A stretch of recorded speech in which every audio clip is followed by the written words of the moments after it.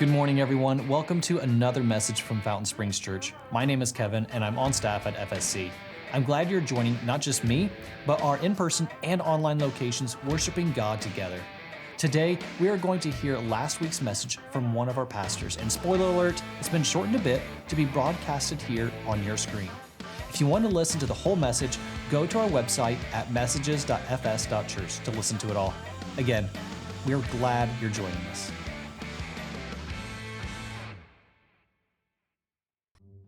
Each day, we are bombarded with advertisements. Did you realize that every fourth post and story on Instagram is an ad for something? It doesn't take long to realize why we always feel like we want new things or find ourselves buying things we don't really need. When all it takes is a couple clicks and it's at our front door in a couple days, it's no wonder how many of us have bought something only to find ourselves asking, why did I buy that? When we spend all this money on things that make us feel good for a moment but have no lasting impact. In the book of Matthew, in chapter 6, verse 19, Jesus tells us, "Do not store up for yourselves treasures on earth, where moths and vermin destroy, and where thieves break in and steal. But store up for yourselves treasures in heaven, where moths and vermin do not destroy, and where thieves do not break in and steal. For where your treasure is, there your heart will be also." We are inviting you to join us in giving today. When we give to God, we are saying that we trust God with our money. Instead of storing up things here on earth that we don't need and end up throwing in the trash, we can lead our hearts to a place where they are closer to God and closer to what He wants for our lives. When I first became a Christian, I felt tithing was just a thing to do. However, I felt God was working on my heart and moving me from nothing to something. When I started giving, I felt an overwhelming peace, and God continues showing me Himself through different blessings He gives me. Now it's not a question of whether I give, but being faithful to give no matter what life throws at me. If giving is something you want to do, you can take that step today by going to give.fs.church and choosing one of the many ways to give, or you can use our mobile apps by clicking on the giving icon. Join us today and worship through giving.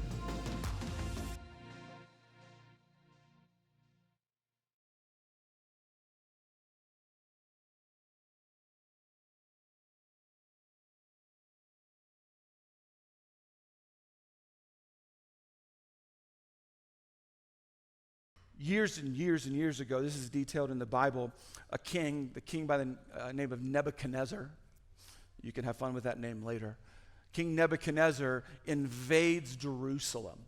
Jerusalem, where in essence God's people lived. If you don't know your history or even know now, that's like it's a special place. And so King Nebuchadnezzar, Babylon, invades Jerusalem and they win. God's people lose.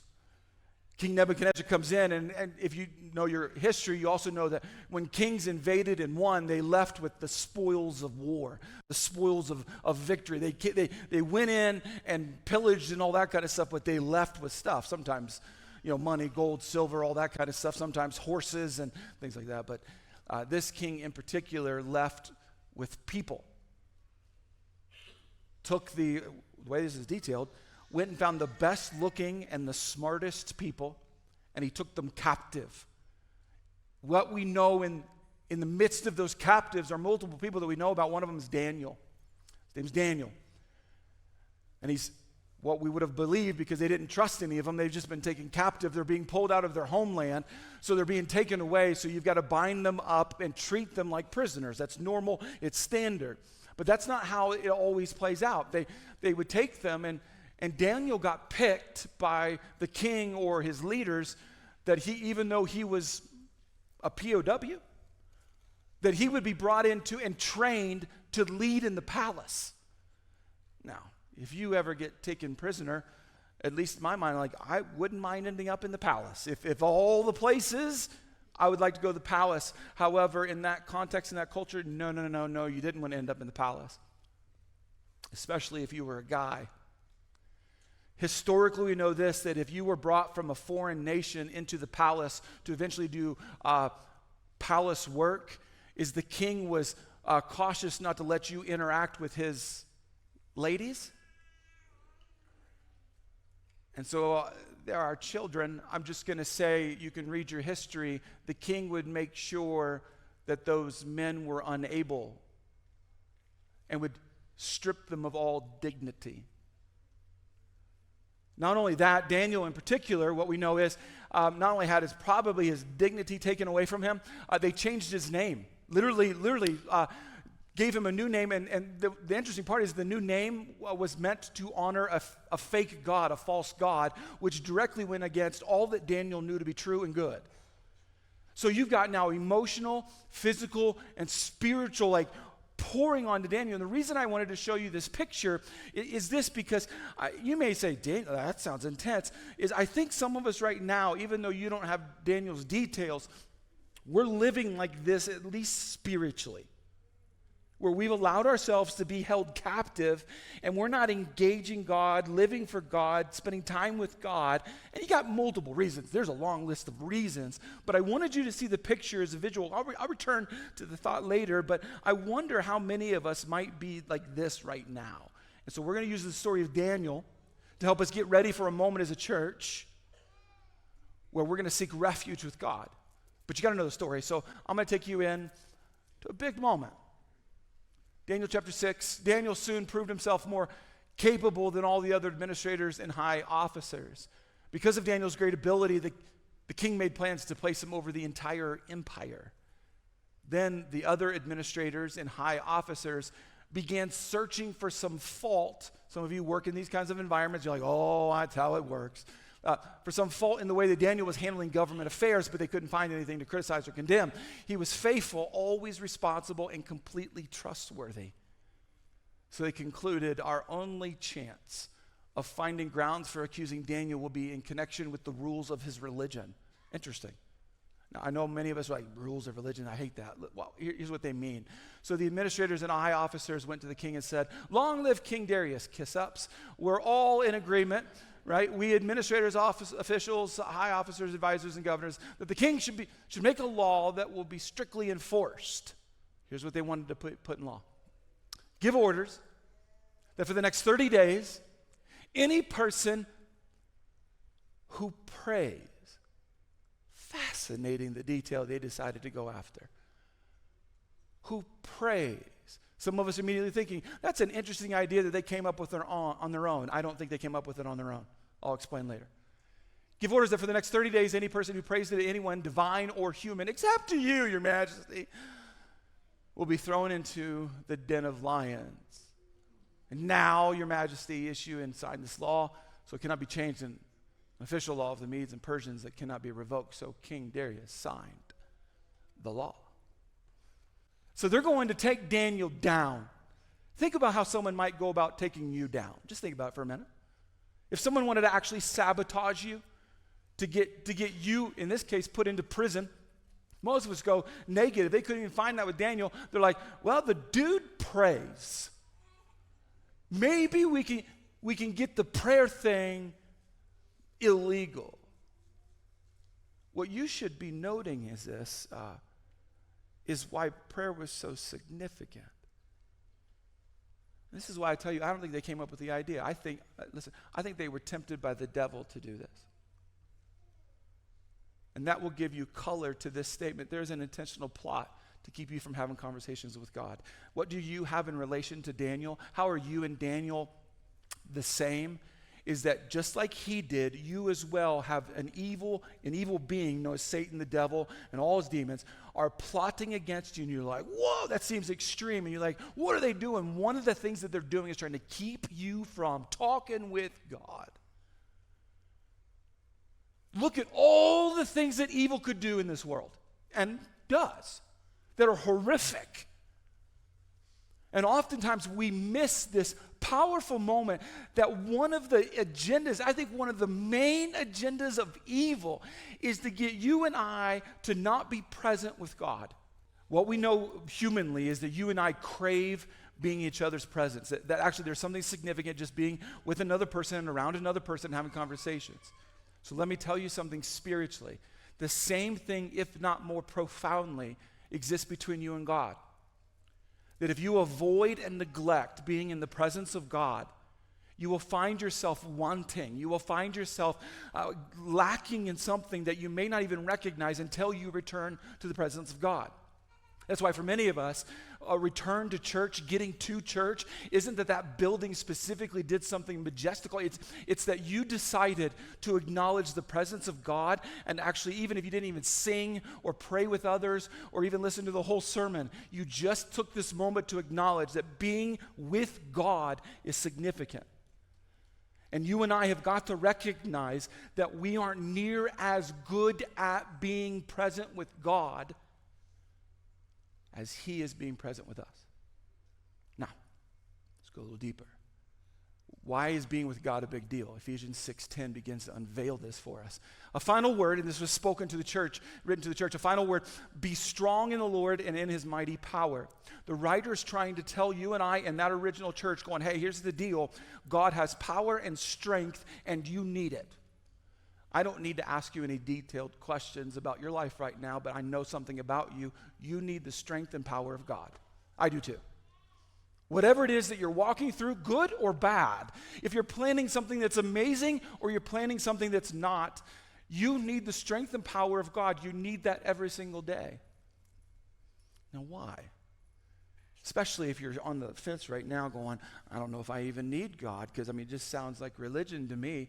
Well, we get spelled out a little bit more as we keep reading why we need God. Put on all of God's armor so that you will be able to stand firm against all the strategies of the devil. Now, this is written long after Daniel, but I think is connected to what Daniel's learning and showing us. But there's strategies from the devil, for we're not fighting against flesh and blood enemies. If you're married, you might just want to jot that down right now. For we are not fighting against flesh and blood enemies, but against evil rulers and authorities of the unseen world, against mighty powers in this dark world, and against evil spirits in the heavenly places. Scripture's saying you need strength from God, you need power from God, and the reason is there is evil out to get you. So you need God's help. Now, the next part I learned when I was a kid growing up, because we had to memorize this next part. Because the next part begins to say, all right, you're going to war against the devil. Here's what you need to know. So therefore, put on every piece of God's armor. And when I was in church as a kid, I was like, we get armor? I can't wait. And then I learned it was spiritual, which was fine, and now it's good, right? But every piece of, so that you will be able to resist the enemy in the time of evil. Then, after the battle, you will still be standing firm. Stand your ground. How? Putting on the belt of truth. Meaning if you don't know truth, you'll lose your ground. And the body armor of God's righteousness. For shoes, put on the piece that comes from the good news so that you'll be fully prepared. In addition to all of these, hold up the shield of faith to stop the fiery arrows of the devil. Put on salvation as your helmet, and take the sword of the Spirit, which is the Word of God. As a kid, I just heard about the sword. Like, we get a sword. And then they said, it's the Bible. I was like, so we hit people with the Bible? And I think someone took that literally, and no.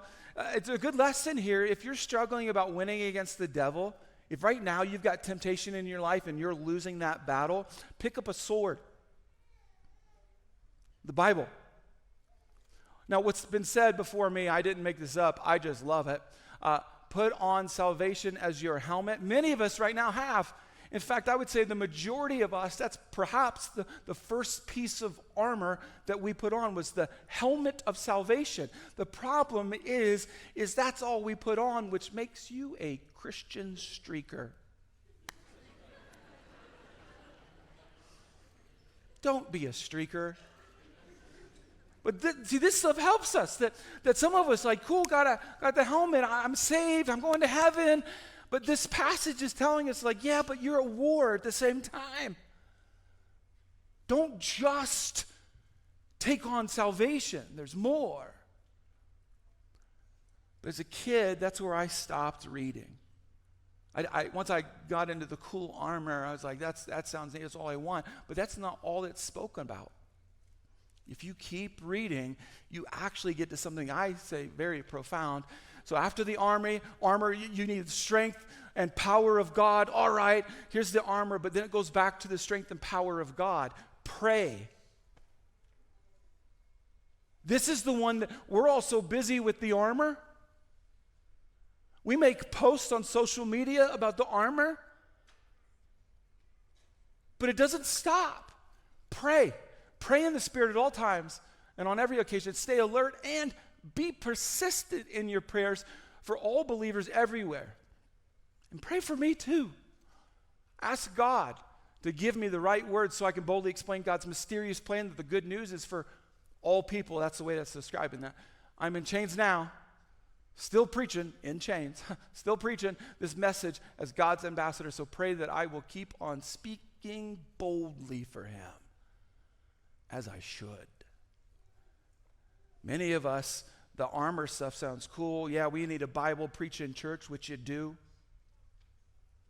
We need to talk about the good news, which we should. We need to live righteous lives. Yes, we should. We should live in unity and with peace and comfort from the Holy Spirit. But here's the lesson here. Do not try to be strong without being connected to God. Don't go to war with just the armor. Are you catching that? That's what that just said. Get the armor. You better have the armor. If you skip the armor, you skipped an elementary lesson in following the way of Jesus.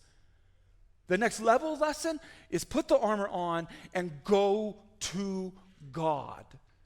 And if you're anything like me, I often try to be strong without having a conversation with God. I'll have a problem. You ever have problems? Okay. I think some of you have problems. I have problems where you have something come up with the day and you're like, all right, and immediately your brain begins to find solutions to fix that and what to do. My daughter recently said, hey, I'm going to go with some friends to the mall. I'm like, first answer, no, but okay, yes.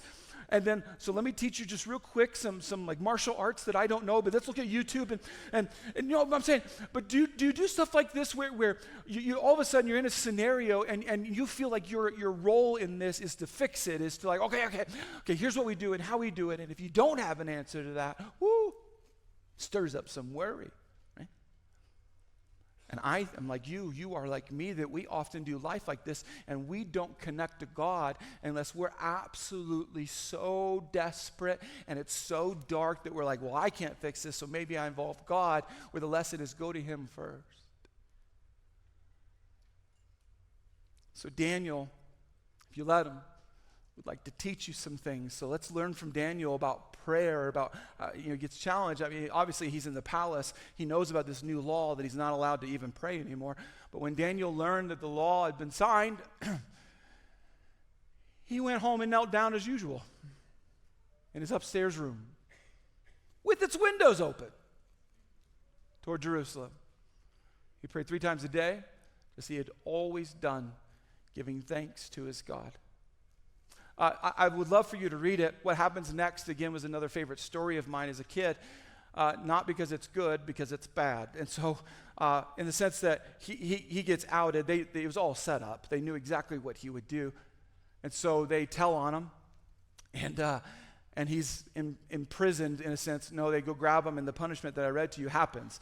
He's put into a den of lions. If you don't know how this works historically, what that meant was there was usually, actually much like a tomb, a giant door or stone rolled into the front, and you were dropped in. They didn't like open the doors and the lions were like, oh, we'll back up. No, it's like drop you down, and all you heard was screaming for a little bit, and then you heard the sound of death.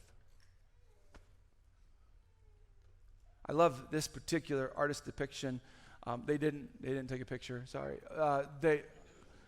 Because different artists take different liberties with this, and sometimes when we think of the story of Daniel in the lion's den, we kind of child-proof it a little bit, and we make them very tame lions.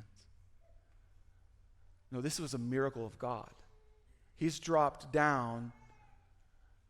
Everyone knows he's going to die, but if you read the story, he doesn't die. He survives. The problem is you and I take the story going, yeah, I've been praying and God didn't save me. So what do I have to learn from Daniel in the lion's den? Is God always going to save me from the lion's den? That's not the lesson here. Remember, we're preparing for a moment as a church where I believe God's going to meet with us. So what do we need to know about the story of Daniel? He's got a couple things to teach us. One, Daniel wasn't overconfident. I was alluding to this. Let me read this. But when Daniel learned that the law had been signed, he went home and knelt down. You know what I'm tempted to do? Fix it first. And if I can't, I should go talk to God about it. But notice, if I was Daniel and I was about to get the empire handed to me, you know what step one would have been in my humanness? Where's the king? Where's the king? Where's the king? I need to talk with the king. Can we intercept this before it gets to the registrar's office? Whatever. Like can we stop this? And I would begin to think of who do I know and who can I affect and who can I talk to? That's what I would have been thinking. But Daniel's like, oh, I'm going to die if I pray? I guess I should go talk to the guy that I pray to then. An act of, I might be able to fix this. I might be able to leverage my relationship with King Nebuchadnezzar, who seems to really like me. I could probably go do that and have a sense of confidence. I know this. I know what to do. I know what to say. But Daniel, even being a favorite, notice what he does. He's like, well, all right. So apparently I'm going to die. Let me go talk to God. It helps you and I know that oftentimes you and I are overconfident with life. And oftentimes we don't see miracles of God. You know why? Because we don't talk to him about it first. We try to be our own miracle workers. There's a military story of overconfidence. Details are this: 1923, a training exercise involving the USS Delphi. My grandpa served in the Navy till my great-grandma made him get out. He served in the Navy, so these stories really affect me. The story is Lieutenant Commander Donald Hunter was leading this training exercise. They're not at war. That's an important detail. Not at war. Training exercise, 7 ships going along the coast of California. During the training exercise, fog set in over the ships. Now again, 1923, before you begin to ascribe 2023 technology. Fog sets in. Wisdom and training says, stop all the ships. Let the fog dissipate, then return to the training exercise. Problem is, Lieutenant Commander Hunter knew that coastline so well, felt like he knew it like the back of his own hand. He didn't see an issue with the fog. So instead of taking what would be good wisdom, he decides to conclude, I know the way, I know where we're at, let's keep going. And so what happened is what you would expect, because I'm telling you this story. The USS Delphi would crash into the coastline, destroying the ship, but not only that, the rest of the ships followed suit. All of the ships being damaged, 22 people losing their lives. Considered one of the worst peacetime naval disasters in history. Didn't have to happen if confidence had been placed correctly. Here, if you don't need to pray, there's your sign, right? It's your sign that you are living in overconfidence. I guess, hey, David, can I pray about this? Can I pray about myself? Is it selfish to pray about myself? No, Jesus literally taught for you and I to pray for our daily needs. So that should give you a little bit of evidence that God's like, no, would you please talk to me about what's really going on in your life? Because if you don't, I'd say you're overconfident and you don't want to be there. Daniel's got another thing to teach us. He prayed 3 times a day, just as he had always done, giving thanks to his God. Now, some of you, you're putting some pieces together you need to be careful about. Well, it's like, yeah, I prayed 3 times a day. He didn't have kids. He wasn't married. Some of us are like, and you begin to think, how does an individual pray 3 times a day? They must have all the time in the world. I thought some of us might be thinking about that. So here's the second thing Daniel wants to teach us. Daniel wasn't too busy. He wasn't overconfident. He wasn't too busy. The king also chose Daniel and 2 others as administrators. If the king who has taken you captive has put you in charge of anything, do you know what happens if you drop the ball? That's the last thing you remember. Daniel and the two others as administrators to supervise the high officers and protect the king's interests. Daniel soon proved himself, if you want to know how hard he was working, Daniel soon proved himself more capable than all the other administrators and high officers. You don't accomplish that if you're playing solitaire all day. If you're at home going, I have nothing to do today, I am bored out of my mind.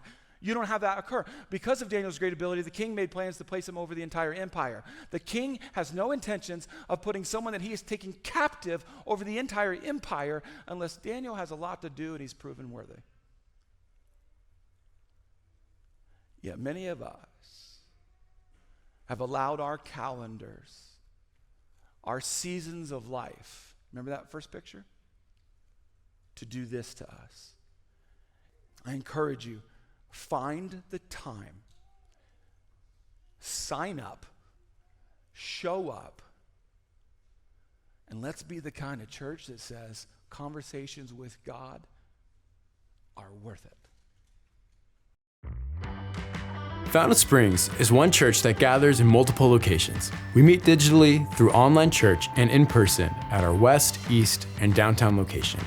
While the locations may change, our heart and mission is the same. If you want to service with in-person kids services, either our west or east locations are where you want to be. Just pick the one closest to you. If you can't make it to Sunday and want to service during the week, check out our downtown service on Tuesdays at 7 p.m. Wherever you are at, in the break room, still in bed, camping in the hills, or around the world, our online church community is always available to you. To find out more, check out fs.church/locations. Hello, I hope you're excited about the next few weeks because there's a lot of great things coming your way. We want to take a couple minutes and make sure you know what's coming up. Upcoming at FSC. Baptisms are coming up, so sign up today on the app or talk to our friends over at the Next Steps table today to sign up for your baptism. If you sign up now, we will walk with you through your baptism journey and provide a class for you so you can fully understand the meaning of baptism. Upcoming at FSC. We're so glad you tuned in today. Fountain Springs Church is located in the Black Hills of South Dakota, but our community reaches beyond our neighborhoods and spreads around the whole world. Our website is a great way to give, get involved, and get connected.